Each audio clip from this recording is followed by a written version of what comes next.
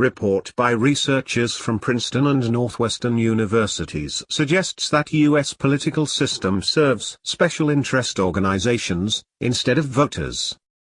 The U.S. government does not represent the interests of the majority of the country's citizens but is instead ruled by those of the rich and powerful, a new study from Princeton and Northwestern Universities has concluded. The report, entitled Testing Theories of American Politics, Elites, Interest Groups, and Average Citizens, used extensive policy data collected from between the years of 1981 and 2002 to empirically determine the state of the U.S. political system. After sifting through nearly 1,800 U.S. policies enacted in that period and comparing them to the expressed preferences of average Americans, 50th percentile of income, affluent Americans, 90th percentile, and large special interests groups, researchers concluded that the United States is dominated by its economic elite.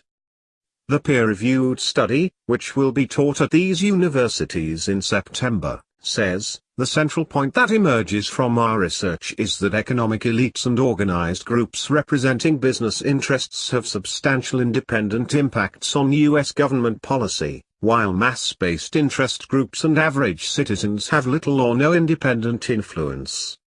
Researchers concluded that U.S. government policies rarely align with the preferences of the majority of Americans, but do favor special interests and lobbying organizations. When a majority of citizens disagrees with economic elites and/or with organized interests, they generally lose.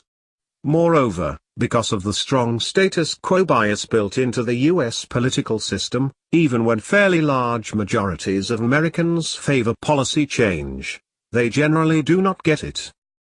The positions of powerful interest groups are not substantially correlated with the preferences of average citizens, but the politics of average Americans and affluent Americans sometimes do overlap. This is merely a coincidence, the report says, with the interests of the average American being served almost exclusively when it also serves those of the richest 10%. The theory of biased pluralism that the Princeton and Northwestern researchers believe the U.S. system fits holds that policy outcomes tend to tilt towards the wishes of corporations and business and professional associations. The study comes in the wake of McCutcheon v.